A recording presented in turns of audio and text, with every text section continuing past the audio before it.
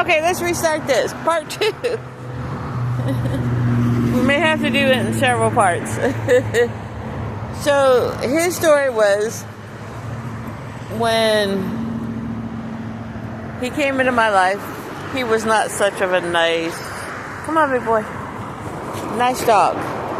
Him and his friend Shadow and the previous owners, he would charge me and my three dogs, and but they were doing their job, protecting their property. But the owner didn't take care of them very well, so animal control was called out, so they put him in a pen because they would just let him run loose.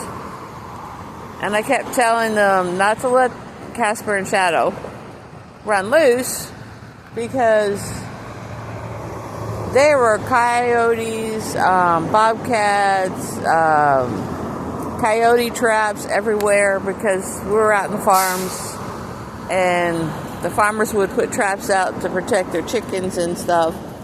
And come on, the farmers would shoot the dogs. Come on, let's go. Because the dogs and the wild animals were killing their property, their chickens and stuff. And so, come on, Casper. He had a very rough life in the beginning. So, the owner, the landlord, evicted Casper and Shadow's owners out of the house. Actually, he had them arrested. I don't know what happened to Shadow, because Shadow ended up at a vet's office, severely hurt, and the owner abandoned him at the vet because he couldn't pay for it. She couldn't pay for it. So Casper was left alone. Then I found out Casper had a little sister cat. Good boy, come on. And so I started feeding him, come on, and the cat, to make sure at least he was getting fed. And at the time, I had 3 dogs. Come on. Let's go. I had no intention of getting another dog, especially since I read. But I got the cat adopted out and taken care of. And I had gotten a hold of rescues. That's what friends are for, to help with him. And I told them I'd be willing, because at the time I had to put my Yorkie Poo to sleep because she was a senior and her health went down. And I still had 2 senior dogs left.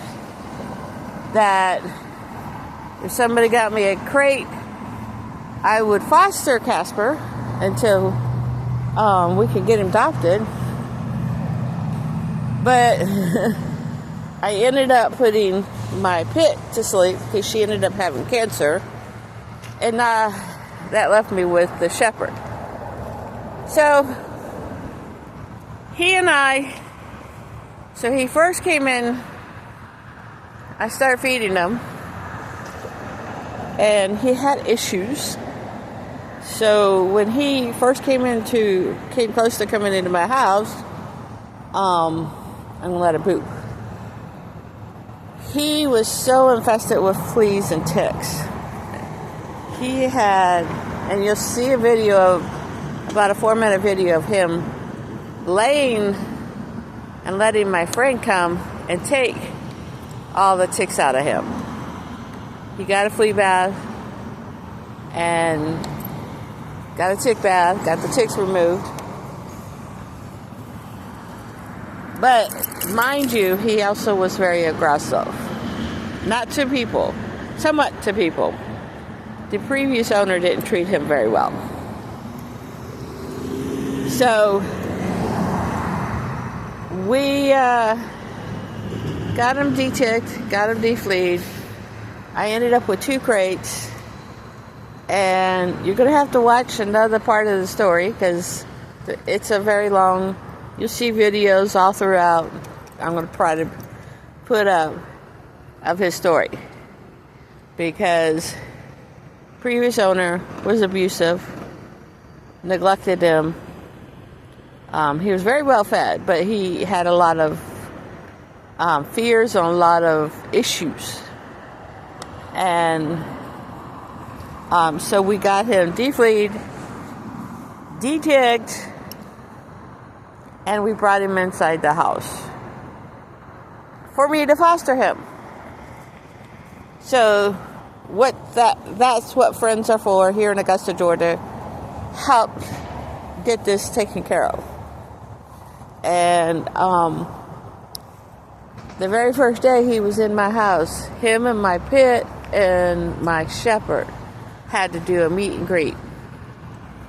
And he was in one of the crates.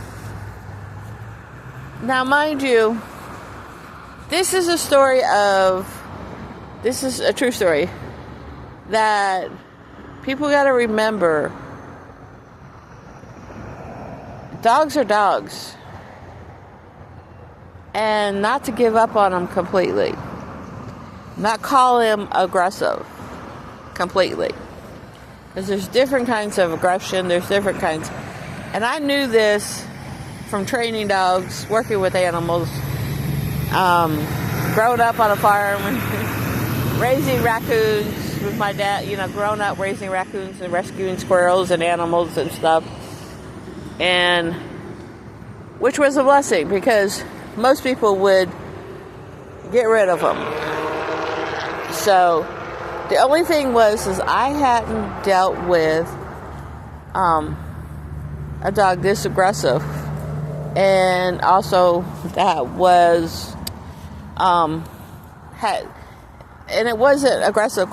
It was fear, aggression, scared. Because mind you, this is the first day of him coming into the house, and he's in a crate.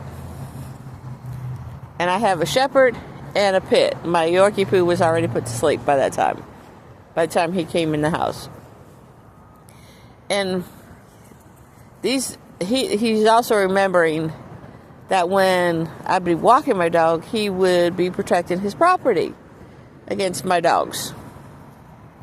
But he also listened to me. He would also go back to the house and sit on that property and just watch us and leave us alone. So I knew he would listen to commands. So we were doing, yay, a meet and greet with my shepherd, Otis, and my pitty, Lucky, and it was going really good. But what ended up happening was my shepherd got up to walk around the crate. Mind you, it was in a crate. I had no other way to do a meet and greet because I was by myself with 3 big dogs. And I'm getting older at that time. I started aging, so I knew enough that they had to do a meet and greet in a safe way. Well, Casper got up. They were doing really good. Casper got up. Mind you, he's protecting his property. He's scared, don't know what's going on. First day in the house.